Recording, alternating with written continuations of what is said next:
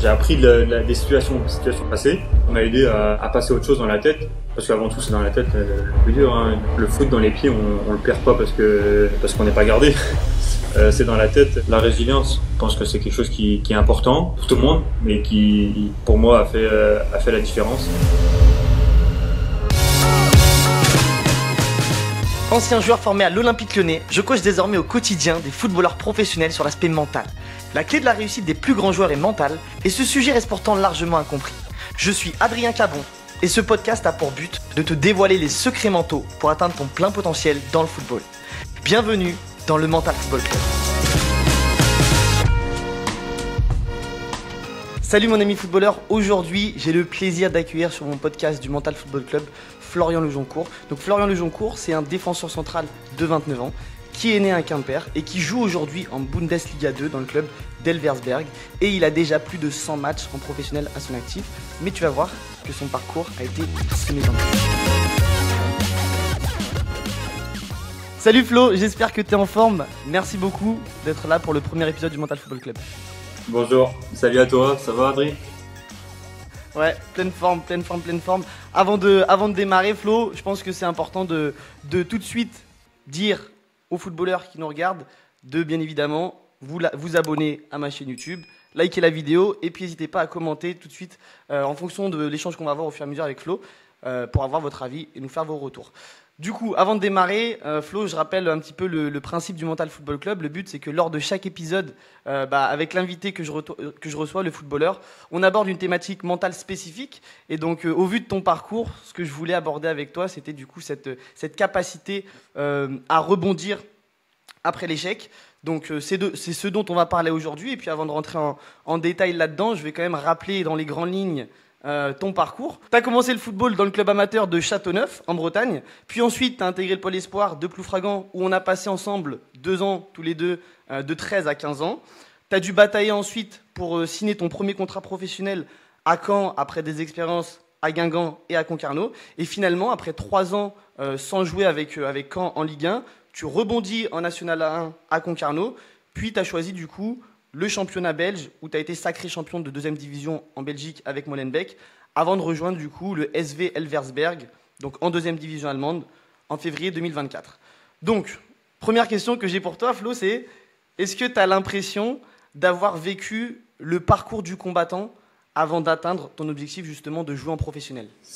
Ouais, combattant, ça n'a pas été simple, on va dire. Ça n'a pas été simple tout le temps, mais quand tu l'énonces comme ça, sur quelques lignes, en fait, il y a déjà quelques clubs, et en effet, ça me remémore toutes les étapes. Mais bon, combattant, je vais pas dire ça parce que je pense qu'il y a pire que ça encore. Mais ouais, ça a été un parcours, on va dire pas toujours simple et pas toujours standard, quoi. Ouais, pas toujours simple, semer d'embûches, c'est ce que j'évoquais aussi en introduction. Avant de parler justement des différentes embûches, des différents obstacles que tu as su surmonter, des échecs après lesquels tu as su rebondir. Première chose que j'ai envie de te demander aussi, c'est quand je te dis simplement mental et football, Flo, qu'est-ce que ça t'évoque ? Eh ben, pour moi, c'est lié déjà. C'est forcément lié. Tout est lié au mental, mais ouais, aussi dans le football. Et ça a aussi, pour moi, une part voilà, très, très, très importante pour réussir. Alors que dans tous les cas de figure, même quand tu peux être un phénomène jeune, c'est aussi important pour garder ça et puis surfer là-dessus. Et dans mon cas, quand t'es pas forcément au-dessus du lot dans toutes les catégories, et ben c'est un moyen et c'est une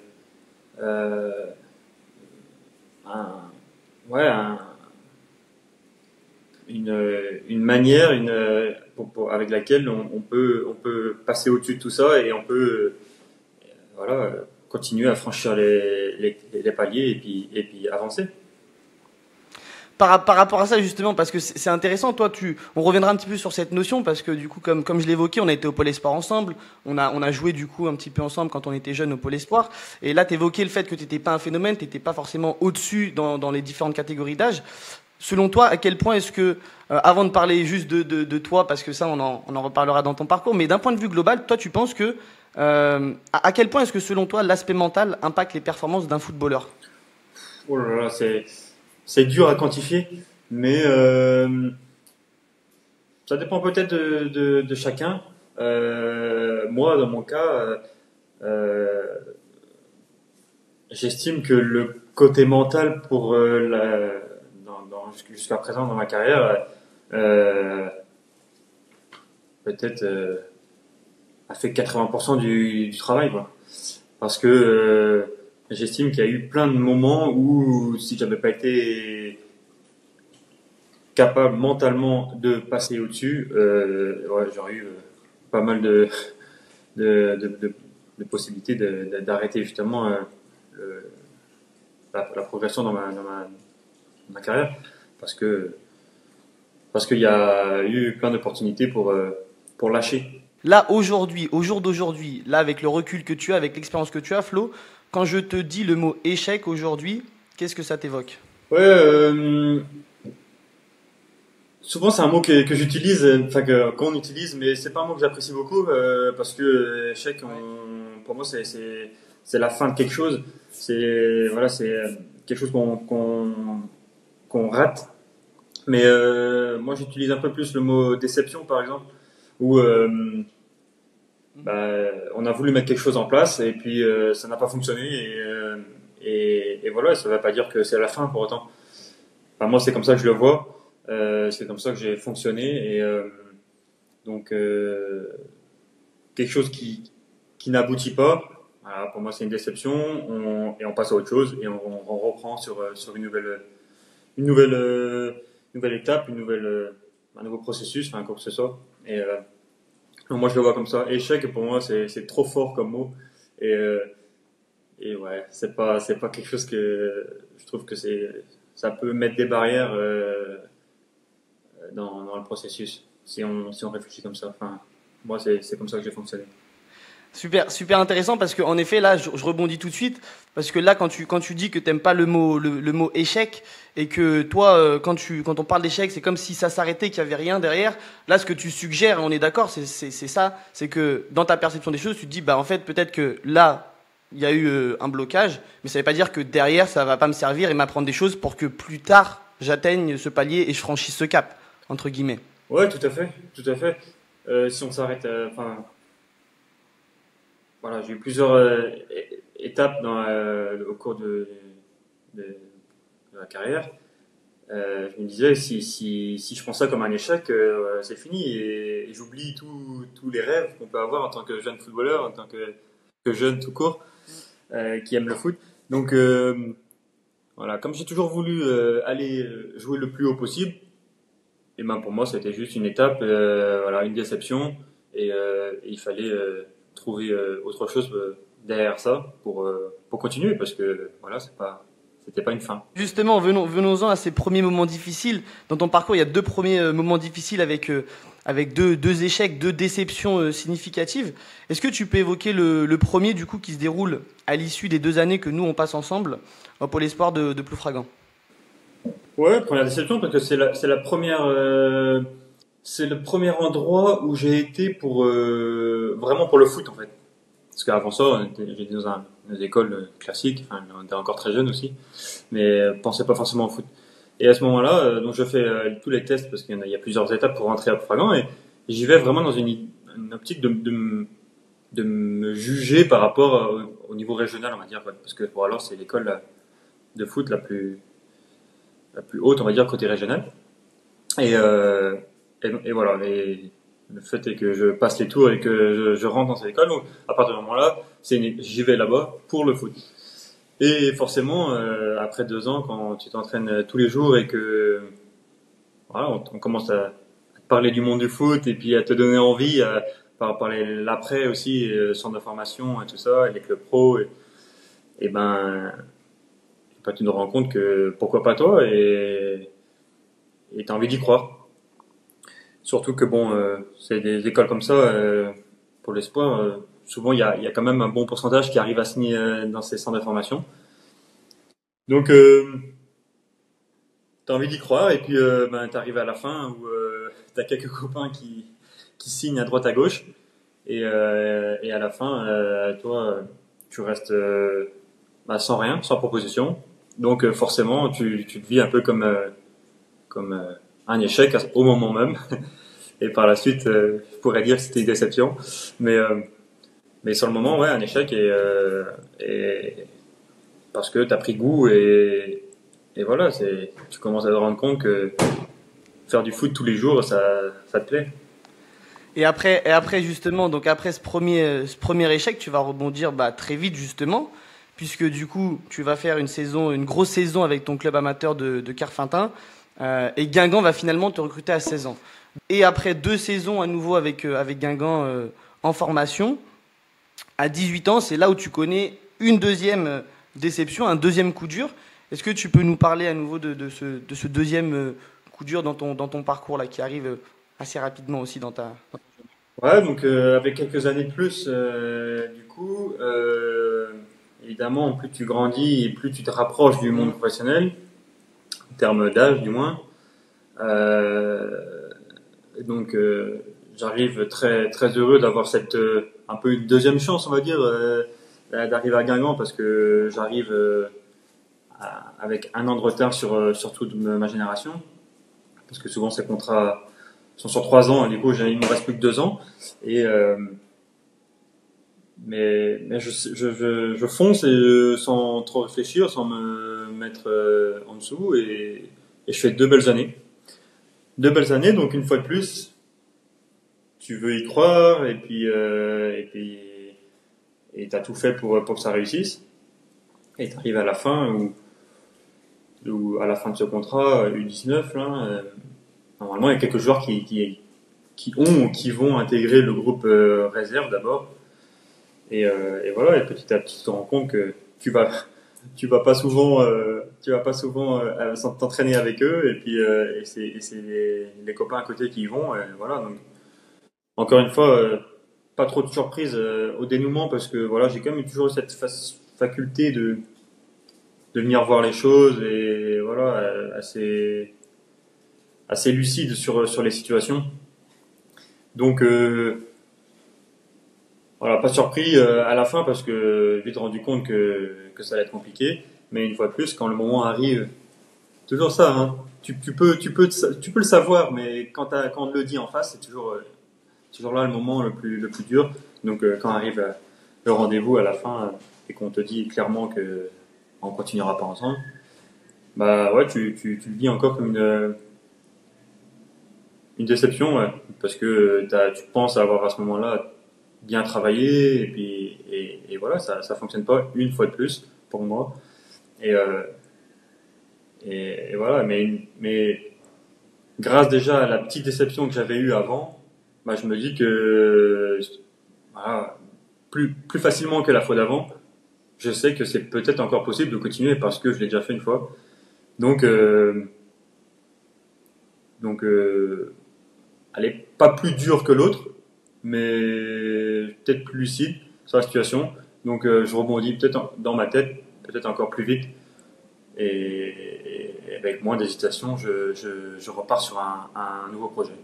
Et donc, est-ce que ce qui t'a permis du coup de rebondir plus vite sur ce deuxième échec, c'est ce que tu évoques, c'est le fait d'avoir pris en maturité, d'avoir conscience que à 15 ans, tu n'avais pas signé, mais ça t'a pas empêché à 16 ans de signer. Donc là, est-ce que c'est cette expérience passée qui te permet déjà de te dire à nouveau plus rapidement, au final, c'est toujours pas fini. Ouais, voilà, ça a aidé, clairement. Ça a aidé. Euh, une des phrases bateau, on nous dit tout le temps, hein, il faut apprendre de ses erreurs. Ah, là, c'était pas une erreur, mais bon, j'ai appris des situations passées, et je me suis dit que pourquoi pas une deuxième fois. Donc, euh, donc ouais, clairement, ça m'a aidé à passer autre chose dans la tête, parce qu'avant tout, c'est dans la tête le plus dur. Hein. Voilà. Le foot dans les pieds, on le perd pas parce qu'on n'est pas gardé. C'est dans la tête, est-ce qu'on continue ou pas, et voilà. Donc à ce moment-là, j'ai vite switché et je me suis dit, il faut que je trouve quelque chose qui me corresponde, où je peux encore continuer de progresser. Et voilà. Et en sortant de là, il n'y a pas 36 solutions souvent quand tu ne vas pas, quand tu continues pas dans le on va dire sur la route classique. Donc à ce moment-là, Concarneau vient pour proposer quelque chose. Et puis pour moi, un club qui a bonne réputation et qui travaille bien avec des jeunes aussi, voilà, et avec de bons coachs, je me dis ben c'est sûrement la bonne solution pour continuer de travailler et peut-être travailler sur les points qui me sont reprochés aussi à ce moment-là pour passer ce cap à Guingamp. Je veux revenir du coup sur ces 2 premiers coups durs que tu vis toi dans ta jeune carrière, Flo. Et la question que je veux te poser, c'est par rapport au fait que, donc tu sais, moi dans les coachings que je réalise avec les joueurs que j'accompagne, ce que je me rends compte, c'est que il y a beaucoup de joueurs qui, lorsqu'ils vivent un échec, donc ça peut être un échec d'un point de vue global, c'est-à-dire la non-atteinte d'un objectif qui s'était fixé, ok, ou même un échec sur le terrain, des passes ratées. Mais là, si on parle plus d'un objectif qui n'a pas été atteint et qu'il considère comme un échec à l'instant T où il n'y arrive pas, généralement, moi je remarque qu'il y a 2 problématiques que ça peut créer chez le joueur au niveau mental. C'est que va y avoir une perte de motivation suite à cet échec et potentiellement une perte de confiance. Donc est-ce que toi, lors de à l'issue de ces 2 coups durs, est-ce qu'il y a une quelconque perte de motivation et une quelconque perte de confiance par rapport au fait d'aller atteindre ce rêve justement du football professionnel? Ouais, forcément, une petite perte de motivation, je sais pas, parce que moi, je me suis toujours fixé comme objectif ultime, on va dire, c'est d'aller le plus haut possible. Donc, ça veut dire que sur ma motivation, ça m'a pas trop affecté parce que si je m'étais fixé, par un exemple, de jouer en Ligue 1 ou en Première Ligue, et ben, je pense que le fait, par exemple, de ne pas être conservé à Guingamp dans un club professionnel et revenir en amateur, peut-être que la distance pour arriver à mon objectif aurait été beaucoup trop grande et j'aurais perdu la motivation. Ça m'aurait paru impossible. Mm. Et moi, le fait que je me suis toujours fixé, voilà, donc de jouer le plus possible, et ben, j'étais toujours dans mon objectif, voilà, jouer le plus possible. Ça aurait peut-être été CFA ou national, ou peu importe. Mais voilà, donc j'ai jamais perdu cette motivation parce que j'ai toujours voulu travailler pour progresser, pour aller le plus haut possible. Et je ne savais pas où était le plus haut possible, je ne sais toujours pas. Donc ça je pense que la chose qui a joué sur la motivation. Ouais, c'est ce qui t'a permis en fait là cette mentalité de progression en fait que tu évoques, de pas juste te fixer un objectif et te dire c'est tout, mais juste de partir du principe que quoi qu'il arrive, tu veux aller le plus haut possible à terme. Donc c'est cette mentalité de progression que tu évoques et que tu dis avoir eu déjà dès le départ qui t'a permis du coup de pas perdre en motivation suite à ces 2 déceptions. Maintenant, est-ce qu'au niveau de la confiance, ça a été un petit peu plus compliqué peut-être pendant un certain temps ou pas? Ouais, la confiance évidemment, même si voilà, mon objectif est de jouer le plus haut possible. Tu rêves de jouer voilà, dans les championnats élites. Par exemple, en France, la Ligue 1 ou la Ligue 2. Donc, tu perds un peu confiance. Tu perds un peu le rêve, on va dire. Quoi.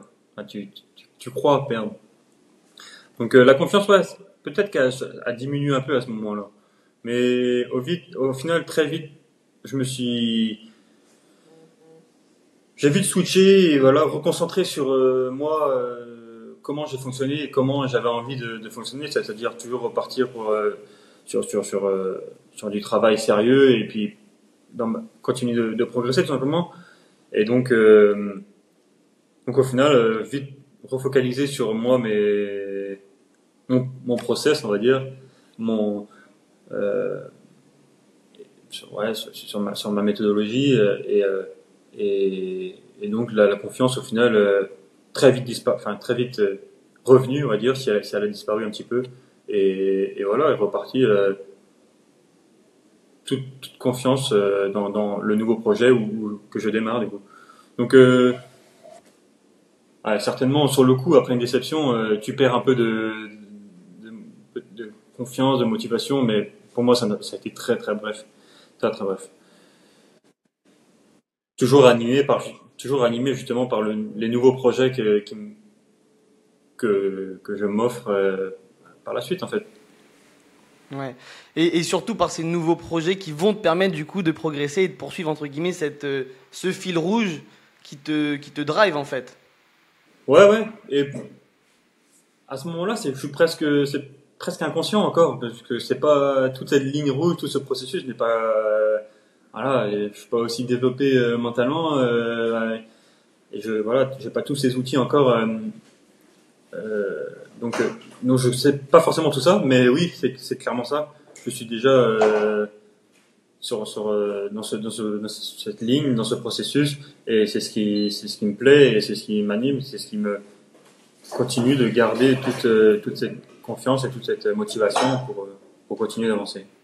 Est-ce que selon toi, c'est quoi la mentalité qui t'a vraiment permis de rebondir sur les deux coups durs qu'on a évoqués de ce début de carrière? Mais voilà, toujours dans une idée de progresser.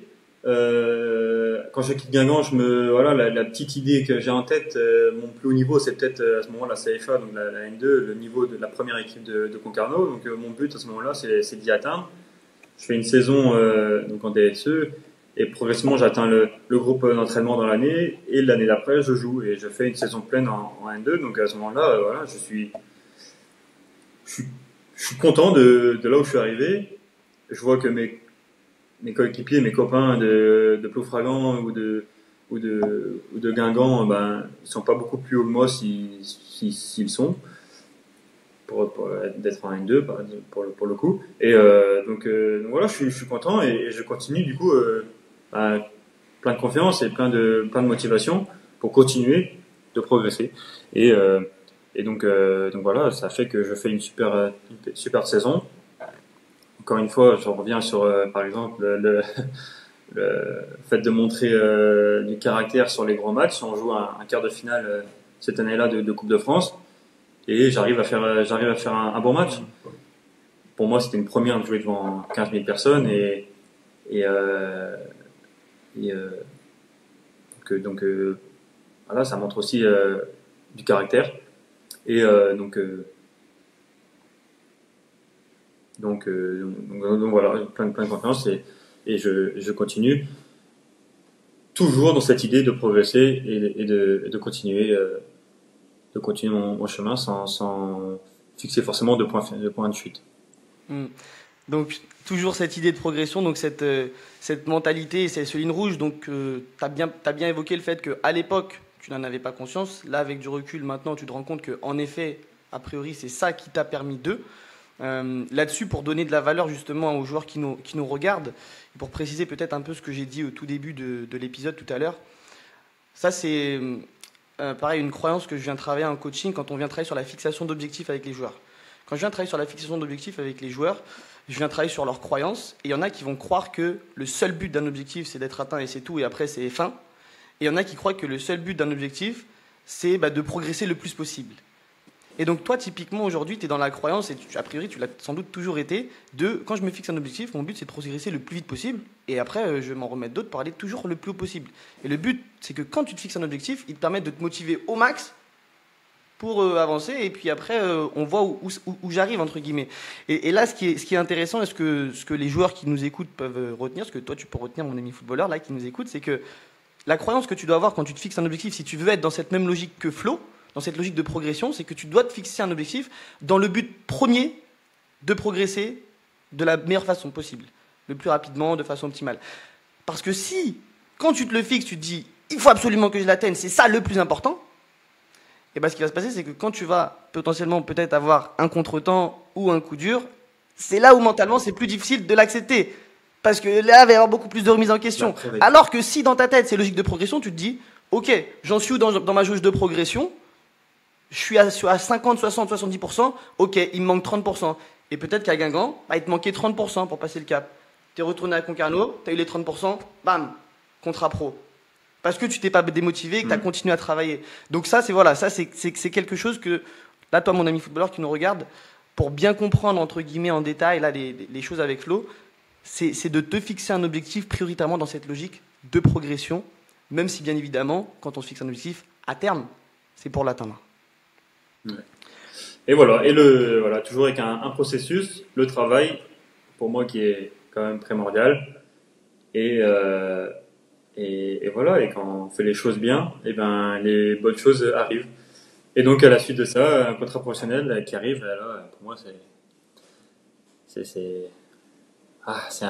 un rêve quoi, presque, qui arrive, parce que signer un contrat professionnel, voilà, c'est toujours beau, surtout en premier.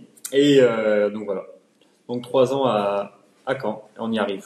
Ouais. Est-ce qu'on peut dire aussi que tu évoquais tout à l'heure au tout début de l'épisode, c'est que t'as dit que t'étais pas entre guillemets un phénomène, que tu sortais pas du lot.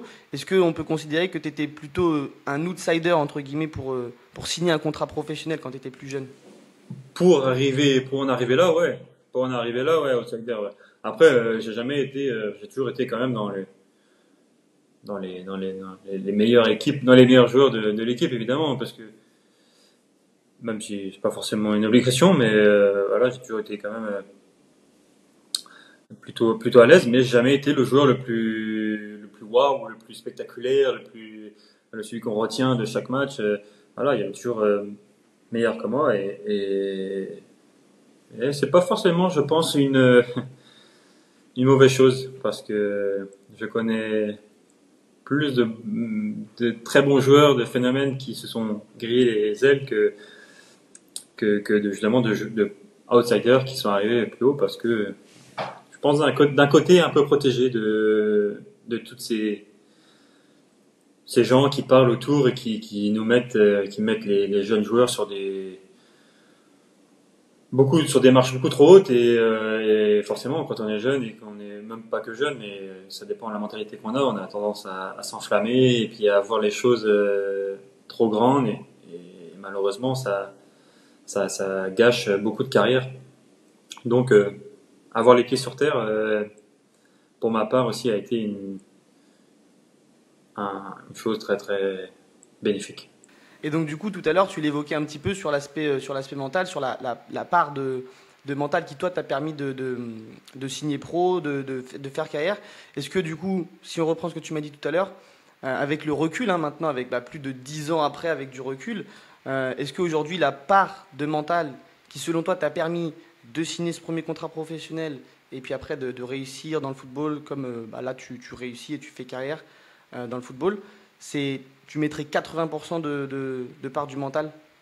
Ouais, aujourd'hui, ouais. Ouais, ouais. Ouais, ouais, 80% est pas mal, surtout, voilà, surtout avec, voilà, moi connaissant aujourd'hui le potentiel, les capacités, l'environnement, enfin voilà, tout ce qui était en ma possession, je pense que ouais, le mental a joué une part très très grande, parce que voilà, comme tu as dit, j'étais un peu un outsider, et puis s'il fallait à 14 ans dire qui signerait pro, c'était pas un moment qui sortait, ni à 18 ans. Donc voilà. Mais la beauté du foot, c'est que à 18 j'étais encore outsider, et puis à 20 j'ai signé. Donc ça donne la chance à tout le monde, et il suffit des fois de faire les bonnes choses au bon moment. Il faut pas faire grand chose des fois, hein, mais il faut le faire au bon moment. Il faut avoir cette part de chance aussi, et cette ce caractère au bon moment. Ouais. Et à nouveau là-dessus, pour rebondir là-dessus aussi, toujours pour les joueurs qui nous écoutent, je trouve que c'est entre guillemets, un message d'espoir puissant aussi pour les joueurs qui peut-être sont plus jeunes, qui se disent ah mais je suis pas le meilleur dans mon équipe, peut-être que c'est mort pour moi. Non, entre guillemets, on voit bien qu'au final, le meilleur à 14 ans, à 15 ans, à 18 ans, c'est pas forcément celui qui va faire la carrière la plus longue. Et comme tu l'as très bien dit, dans le football, tout va très vite. Tout va très vite, et donc parfois ça peut très vite changer, et pour toi c'est ce qui s'est passé. Et donc on va venir justement sur tes années pro à Caen. Mais avant ça, Flo, on a déjà bien échangé, on va se faire une petite pause, c'est la mi-temps du podcast. Donc pour la mi-temps du podcast, ce qu'on va faire, c'est qu'on va faire le quiz du Mental Football Club. Ok, c'est un classique. Je t'explique les règles rapidement. Je vais te poser 9 questions. Le but, c'est que j'enchaîne les questions, et puis que tu me fasses simplement des réponses rapides. S'il y a des questions sur lesquelles tu n'as pas de réponse ou que tu ne veux pas répondre, tu me dis simplement joker. Est-ce que c'est clair? Est-ce que tu es prêt? Allons-y, let's go. Ta plus grande fierté dans le football jusqu'à aujourd'hui, Flo? Être professionnel, vivre de ça. Le plus fort de tous les footballeurs mentalement selon toi? Ah, je sais pas, je pourrais pas donner de nom, je connais pas le parcours de tout le monde. Je vais dire celui qui a reçu le plus de critiques, qui a eu un parcours le plus compliqué, et voilà, celui qui a remonté le plus d'épreuves, en fait. Il y en a tellement, il y en a tellement. L'aspect mental le plus important dans le football selon toi? En général, euh, Tu peux oh, dire il y en Joker, a tellement. sinon. Croire en soi, par Donc exemple. la confiance, ok. Ouais, la confiance. Ok. Ton plus gros point fort au niveau mental? Ce self-control, cette autocritique m'a toujours aidé. J'ai pas forcément eu besoin de demander l'avis des autres, donc me suffire à moi-même. Ton plus gros point faible au niveau mental? Enfin, physiquement, c'était l'agressivité qu'on me reprochait, mais à ce moment-là, on me reprochait, et ça a été longtemps le cas, la concentration. La concentration. Ton occupation préférée pour lâcher prise et couper du foot? Euh, Aller boire un verre avec des copains, avec ma copine, aller manger un bout, voilà, profiter pour moi des choses simples de la vie, promener mes chiens, voilà, Ok. des choses toutes simples. La compétence mentale indispensable pour s'imposer comme défenseur en professionnel? Moi, ce qui m'a beaucoup aidé en tout cas, et ce que je pense qui est important, c'est dégager une sérénité. Dégager une sérénité. Voilà, self-control aussi, mais en toute situation, rester calme, lucide, et c'est ce qui aide beaucoup dans les situations critiques sur un terrain, en tant que défenseur surtout. Pour terminer, la note mentale que tu te mettrais sur FIFA de 1 à 10? Euh, Allez, 7. 7 sur 10. Ok. Ouais. Merci pour ta participation au quiz du Mental Football Club, Flo. Avant de reprendre, mon ami footballeur, j'en profite pour te rappeler de liker la vidéo, de t'abonner à ma chaîne YouTube et de commenter au fur et à mesure qu'on échange avec Flo pour me dire notamment si la première partie du podcast t'a plu. C'est super important pour continuer de développer la chaîne. Donc, je te remercie et on repart tout de suite pour la deuxième partie du podcast. On enchaîne, on repart dans ton parcours. Dans ton parcours, donc on arrive, là on est en pro, on est à Caen. Donc ta première année pro à Caen, tu fais 6 bancs en Ligue 1. La deuxième, tu fais une saison complète en prêt à Avranches en N1. Et la troisième année, tu fais 3 bancs en Ligue 1 et une quinzaine de matchs avec l'équipe réserve de Caen qui était en N3 à l'époque. À la fin de ce premier contrat pro, tu retombes dans le monde amateur avec Concarneau qui était en N1. Nouveau coup dur, j'imagine. Comment tu vis, toi, ce déclassement de la Ligue 1 à la 3e division française? Euh, Pas dur, parce que, enfin pas dur. En tout cas, pas le fait de descendre, parce que pour moi, ça n'a jamais été un problème de descendre de niveau, parce que voilà, quand ça marche pas, ça marche pas. Et pour moi, descendre, c'est une des solutions, et c'est loin d'être une mauvaise. Mais je comprends que pour certains, c'est compliqué, mais pour moi, je le vois vraiment comme un moyen de se relancer. Mais il faut le voir comme ça, il faut aussi aller avec ces ambitions-là. Mais évidemment, déception de ne pas avoir réussi à s'imposer en professionnel dans une équipe. Après, voilà, il y avait énormément de circonstances aussi qui font que aujourd'hui, je me dis que c'était compliqué de s'imposer et que j'en étais pas capable. Mais par contre, la motivation n'est pas partie de rester en professionnel parce que j'ai pris goût réellement à ce monde-là, cette manière de vivre, voilà, pour s'entraîner et vivre de ça tous les jours. C'est côtoyer de bons joueurs et puis continuer de progresser aussi, tout simplement. Donc, non, c'était de très belles années j'ai énormément appris, j'ai peu joué. En tout cas, sur les 2 années, j'étais réellement à Caen, très peu joué, mais beaucoup appris. Sur le plan mental également, parce que quand je suis arrivé dans un vestiaire pro, j'étais pas prêt du tout, finalement.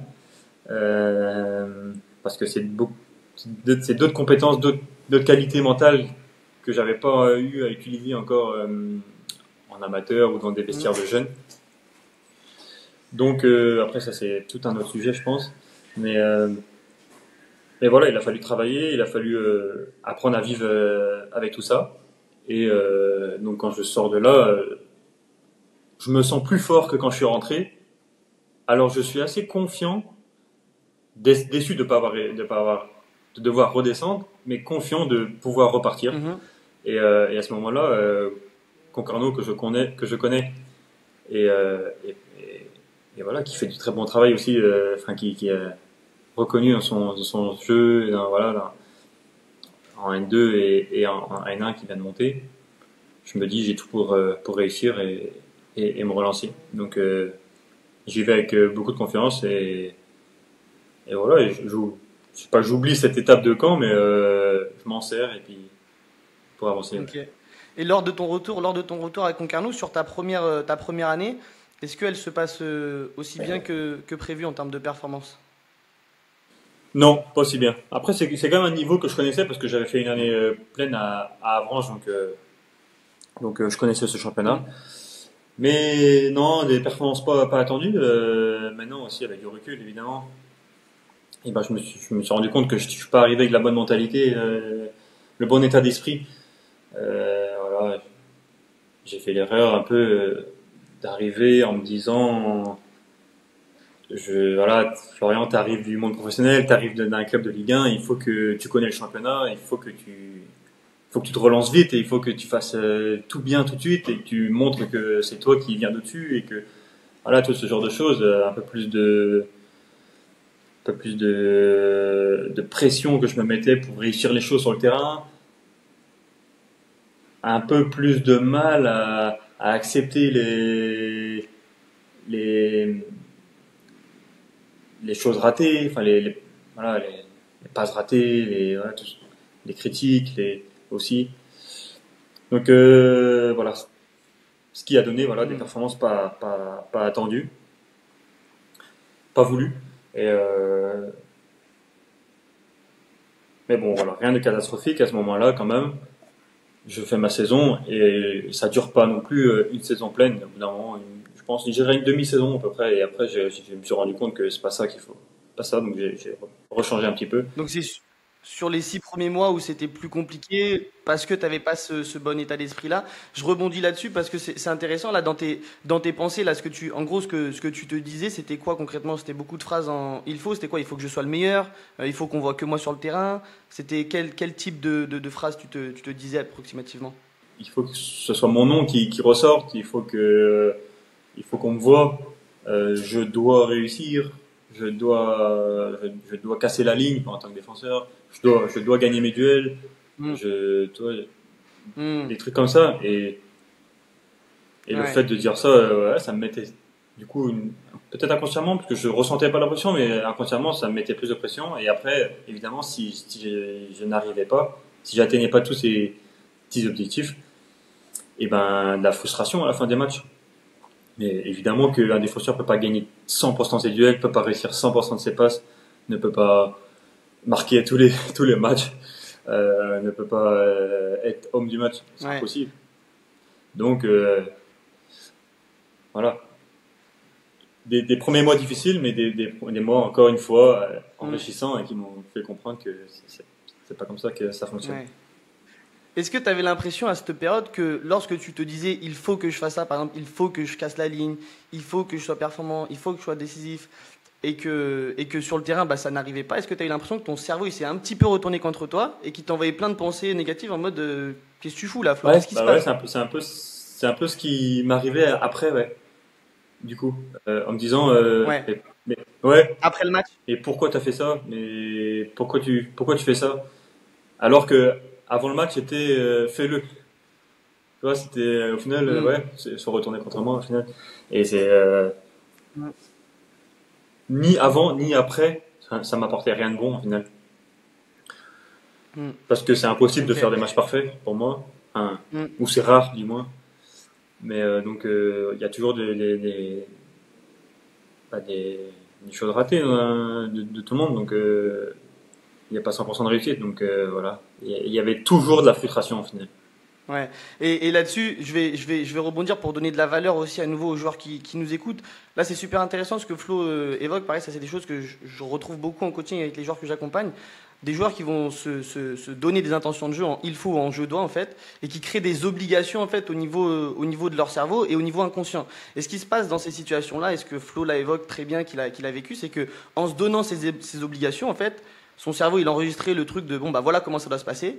Et quand ça se passait pas comme prévu, et bah là derrière ça crée beaucoup de pensées parasites, et c'est des pensées parasites qui peuvent derrière amener parfois à des pertes de confiance, à du doute, etc. Donc ça c'est ce que Flo explique, c'est qu'il y a une intention de jeu qui se donnait, et malheureusement quand tu utilises la formulation il faut ou je dois, ça crée une obligation dans ton cerveau qui fait qu'à chaque fois que tu ne fais pas cette chose-là, il y a des pensées parasites qui arrivent. Donc ça voilà, ça c'est pour expliquer un petit peu au niveau mental ce qui se passe, et ça après c'est des choses qu'on peut vraiment venir travailler en coaching en tout cas. Ok, et donc malgré tout, derrière, tu rebondis. Au bout de 6 mois, derrière, tu fais ton année. Et puis, bah, le rebond, il se fait vraiment à 25 ans quand tu signes ton deuxième contrat professionnel, du coup, à Molenbeek. Et 4 ans plus tard, donc aujourd'hui, tu comptes plus de 100 matchs professionnels à ton actif. Un titre de champion de D2 belge à ton actif aussi. Ouais, ce deuxième contrat, il vient pas forcément grâce à mes Mm, performances parce que donc voilà, première année un peu compliquée, deuxième année compliquée aussi, mais pour d'autres raisons, des changements de mm, coach, le Covid, ce qui donne une saison arrêtée, compliquée, et voilà pas. Et c'est à ce moment-là, c'est un choix personnel. Je me dis, il faut que je change, il faut que j'arrête avec ce championnat national. Je sentais que c'était le moment pour moi de changer, que si je mm, voulais continuer à progresser, il fallait autre chose. Je sentais que j'avais une étiquette collée en national, en France, et que voilà, j'étais catalogué joueur national déjà. Et pourtant, ça faisait pas si longtemps. Mais pour moi, ce championnat, plus mm. tu passais du temps et plus c'était dur d'en sortir. Et du coup, voilà, j'ai décidé d'arrêter. C'était mon intention. Auprès de Concarneau, j'ai dit je veux changer. Et j'avais à ce moment-là aucune solution encore. J'avais envie de voir un peu à l'étranger et voilà, Mm. une possibilité pour Molenbeek est arrivée. Et donc j'ai saisi, ça m'allait très bien. Et voilà, le fait de repartir sur quelque chose de Mm. complètement nouveau et puis où j'étais inconnu presque, du moins sauf pour le Mm. Molenbeek qui avait un petit peu suivi quand même, mais pour le championnat, le pays, et ben ça m'a fait du bien et ça m'a aidé en fait de me dire bah, tu repars de zéro et finis tous les a priori qu'on peut avoir sur toi. Bien, et je sentais ce besoin-là et je suis très heureux d'avoir osé le faire et d'avoir Mm. pu trouver quelque chose quand même parce que moi, avec un peu de recul maintenant, c'était un peu risqué quand même Mm. en plein Covid Mm. de quitter un club sans savoir où aller. Donc, mais bon, heureusement pour moi, ça s'est bien passé. Ouais, ça s'est bien passé. Et puis du coup, bah, derrière, t'as ce titre en deuxième division là Ouais. c'était il y a un an, c'était il y a un an maintenant, il me semble. Il y a 2 ans maintenant. Ouais. Donc c'était il y a 2 ans. Maintenant, Non, non, t'as raison. t'es arrivé. T'as raison, un an. Ah non, c'était il y a un an, hein. Ouais, c'était un an complet. Ouais, Ouais. un an des pleines. Ouais, ouais, Ouais. t'as raison. C'est comme j'ai changé en cours de saison, j'ai Ouais. l'impression d'avoir fait C'est 2 ans. ça. Donc maintenant, t'es arrivé en Bundesliga 2 à Elversberg. Est-ce que tu considères, avec du recul, toujours aujourd'hui, est-ce que tu considères que tu as parlé de cette phrase bateau justement qu'on te disait ah il faut apprendre de ses erreurs. Donc je te repose la question un petit peu différemment, mais c'est un peu la même chose. C'est est-ce que tu considères que tes échecs, maintenant avec du recul, ont contribué à ta réussite dans le football?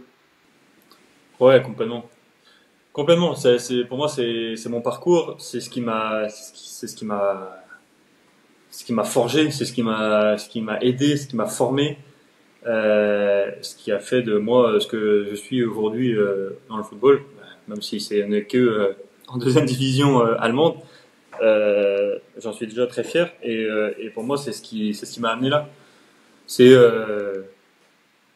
je pense avoir retiré du positif de tous mes échecs, de tous mes déceptions pour rebondir et m'en servir par la suite.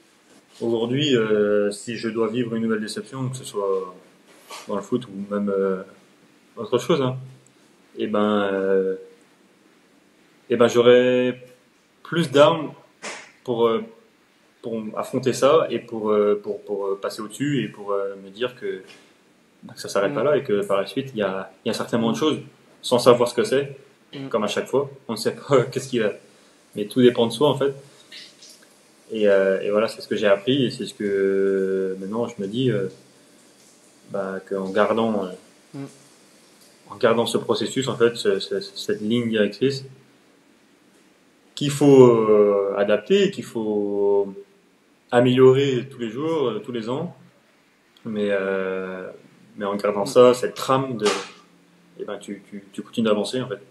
Donc clairement, tout ce que j'ai vécu m'ont aidé et m'ont fait grandir. Est-ce que cette trame là dont tu parles, là, tu parles de trame, c'est à nouveau cette trame de progression qu'on a évoqué beaucoup? Ouais, ouais, mais même, je dirais, non, quand je dis trame, moi, c'est plutôt le processus, c'est tout ce que je mets en place pour progresser. D'accord. Donc c'est Ouais. le travail, voilà, la discipline, Ouais. tout ça, et tout ça pour progresser, et voilà, et ma ligne directrice pour mon objectif final, qui est de progresser le plus haut possible, le plus possible, et voilà, c'est cette trame qui m'y amène. Pour résumer un petit peu, on arrive là à la fin de l'épisode. Mais pour résumer, on en a déjà pas mal parlé. Je suis intervenu tout à l'heure dessus pour préciser des choses. Mais là, dans ce que tu nous évoques, pour moi, il y a vraiment cette mentalité de progression que j'ai expliqué un petit peu plus en détail tout à l'heure, qui t'a quand même permis de rebondir plus facilement que si tu étais juste dans un état d'esprit de résultat. Quand on est dans un état d'esprit de résultat, on a tendance inconsciemment à se définir par le résultat. Donc, j'ai échoué, je suis un échec, je suis nul. Alors que là, toi, j'ai l'impression que tu t'es quasiment jamais défini par le résultat, ou alors, comme tu l'as dit, peut-être très peu, mais ça a duré très peu de temps, parce qu'en fond, ce qui dominait, c'était le fait de progresser toujours pour aller le plus haut possible. Et du coup, ce qui te définissait, c'est à nouveau là ce que tu as évoqué, la trame et qu'est-ce que je vais mettre en place maintenant pour continuer à avancer vers l'objectif final ou vers là ce que j'ai en tête et ce qui me motive. À un moment donné, c'était à la N2, après tu l'as augmenté à retrouver le monde professionnel, etc. etc. Donc ça, s'il y a quelque chose que les joueurs qui nous écoutent peuvent retenir, je pense que c'est vraiment ça, c'est que ce qui t'a permis quand même de rebondir aussi rapidement, c'est d'avoir toujours cette envie de progresser selon moi. Est-ce que tu confirmes? Ouais, si. Clairement, aujourd'hui, je peux dire que c'est ça. C'est ça. C'est ce que j'ai toujours gardé en visu. Juste que je peux rebondir un petit truc, c'est que voilà, ça a été très court sur les déceptions, on va dire, le fait quand tu parlais de résultats. Mais ça a aussi été très court sur les bons résultats. Parce que voilà, c'est pas tout blanc, c'est pas tout noir, quoi. Je veux dire, voilà, pour moi, le but c'était de garder. Alors oui, il faut se nourrir des bons résultats et j'ai su les apprécier quand ils sont venus. Mais je m'en suis servi, comme je me suis servi des mauvais pour continuer. Toujours garder un certain équilibre en fait, et voilà, pas dans l'excès, que ce soit dans le positif ou dans le négatif. Toujours regarder un certain équilibre, et pour moi ça c'est important, parce que sinon c'est là qu'on part soit en flammade, soit on s'enflamme quand tout va bien, soit on se morfond quand tout va mal. Donc voilà, le but c'était de garder cet équilibre. Et c'est super intéressant, ça complète bien ce que je dis en effet, parce que au final, c'est pour moi, à nouveau, là, au final, c'est ce que tu es en train de dire, c'est que même que ce soit dans les échecs, dans les déceptions ou dans les réussites, j'ai pas changé de ligne de conduite. Ma ligne de conduite, c'est toujours de progresser et d'avoir envie d'avancer. C'est pas parce que j'ai réussi là, maintenant, tout de suite, que je me dis, oui, youpla, boum, je m'arrête. Non, parce que tu avais quand même, a priori, un minimum d'ambition, de ce que j'entends, et qui faisait que tu avais quand même encore envie d'aller plus loin, de voir, ah bah tiens, jusqu'où je peux aller maintenant que je suis arrivé là. C'est ça que tu dis. Est-ce que j'ai raison là, ou est-ce que je me trompe dans mon analyse? Ouais. Non, c'est ça. Ouais, tout à fait. C'est quoi qu'il est arrivé et quoi qu'il arrive, et ben j'ai cette envie toujours la même chose, j'ai l'impression de m'être répété 50 fois, mais de progresser au maximum. d'aller jouer le plus haut possible. Et donc voilà, peu importe ce qui arrive, et ben on continue et puis et voilà, comme ça, pas de regret en fait, pas de regret. Envie de vivre au maximum, de vivre aussi un maximum d'émotions, tellement de belles choses à vivre dans le football. J'avais envie d'essayer tout ça et voilà, pas de regret. Si ça avait dû ne pas aller aussi haut, ben c'était très bien aussi. Si ça peut aller plus haut, Bien sûr. ça sera encore mieux. Mais au moins, dans tous les cas, j'aurais pas de regrets à la fin. Et pour moi, ça, c'était le plus important. Parce que ça doit être tellement dur de vouloir quelque chose. Et puis au final, 10 ans après, tu te dis, putain, si j'avais fait ça, là, j'aurais essayé. Et pour l'instant, ce que j'ai me convient et j'en suis fier. Bah justement, j'imagine entre guillemets la fierté que tu peux ressentir par rapport à ton parcours quand tu prends du recul aujourd'hui. Justement, par rapport à ça, par rapport à ton vécu, quel est le message là que tu aimerais transmettre aux jeunes footballeurs qui nous écoutent et qui eux aussi rêvent du monde professionnel? Ouais, je suis pas trop, j'aime pas trop donner des- voilà, parce que je suis que moi et voilà, il y a plein d'autres, il y a plein d'autres joueurs bien mieux placés que moi pour donner des conseils ou quoi que ce soit, mais ce que moi je peux donner comme aide, et voilà, c'est ce que j'ai fait en fait tout au long de l'épisode, c'est mon vécu et voilà, moi comment j'ai vécu ma carrière et comment j'ai fait. J'espère que ça pourra aider. Euh, Il y a plein d'autres Mm. solutions. C'est certainement pas la meilleure, mais c'est la mienne, mais voilà, pour l'instant, elle m'a amené là. Et donc voilà, j'ai fait des choix, j'ai fait beaucoup d'erreurs aussi. Mais pour moi, le plus important, ça a été de voilà, Mm. jamais lâcher, toujours croire, croire en soi d'un côté, même si ça a longtemps été aussi une des défauts, c'était un manque de confiance en fait. Mais j'avais plus confiance en ce que je mets, en mon travail, voilà, Mm. tout ce que je m'imposais. Et c'était pas grand chose en final, mais pour moi c'était plus significatif que me dire Mm. t'es le meilleur, tu vas Mm. réussir. Bon, ça n'avait pas beaucoup de valeur pour moi. Et donc voilà, toujours garder une certaine discipline, une certaine rigueur du travail et, euh, et croire en ça, juste croire en ça. Et je suis convaincu quand on veut faire les choses bien et quand on les fait bien, et ben ça demande des fois des sacrifices, mais ça apporte forcément de Mm. belles choses. Des fois, c'est pas aussi rapide que ce qu'on l'espère, mais c'est là le plus dur, c'est qu'il Mm. faut garder le cap et ça arrivera peut-être après. Aujourd'hui, c'est ce que je retire de mon ouais, de ma carrière et c'est ce qui m'a amené là. Et si, voilà, c'est ce que je veux montrer que c'est possible pour tout le monde parce que je viens pas Mm. voilà, de tout en haut au niveau du foot. J'étais pas un phénomène, ce que je veux dire, quand j'étais jeune, mais pas pour autant Mm. que c'est pas possible. Et il y en a qui ont réussi, qui sont Mm. bien plus haut que moi Mm. et Mm. qui ont Mm. aussi commencé dans un tout petit club à 5 ans. Donc voilà, c'est possible pour tout le monde. Faut juste y croire. Flo, c'est un classique de mon podcast pour conclure. Chaque footballeur qui est sur le plateau là, du Mental Football Club doit nous partager un secret mental, donc un secret en lien avec l'aspect mental. Donc c'est un petit plus dont tu n'avais pas conscience plus jeune et qui peut faire la différence selon toi pour aller chercher ce monde du football professionnel et réussir.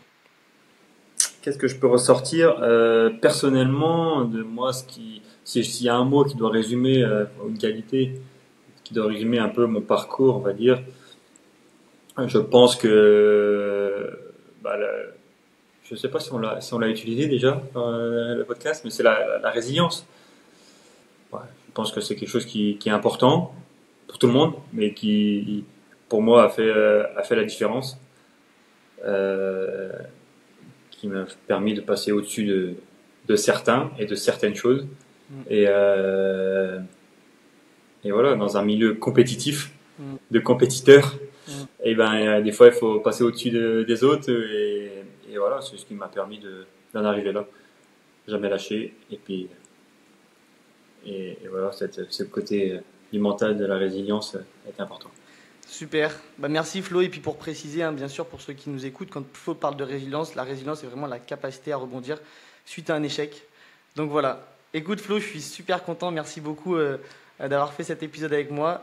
C'était top. Merci à toi. Et puis écoutez, bah, j'espère que vous avez tous apprécié. Pour terminer, bah, bien évidemment, je vous rappelle de liker si vous avez aimé notre échange avec Flo, de commenter pour nous partager votre avis, de bien vous abonner aussi à la chaîne YouTube si vous voulez soutenir le projet et que je puisse à nouveau inviter des footballeurs professionnels comme Flo à venir échanger. Et puis en attendant le prochain épisode, je vous dis de prendre soin de votre mental parce que c'est ça qui fait la différence.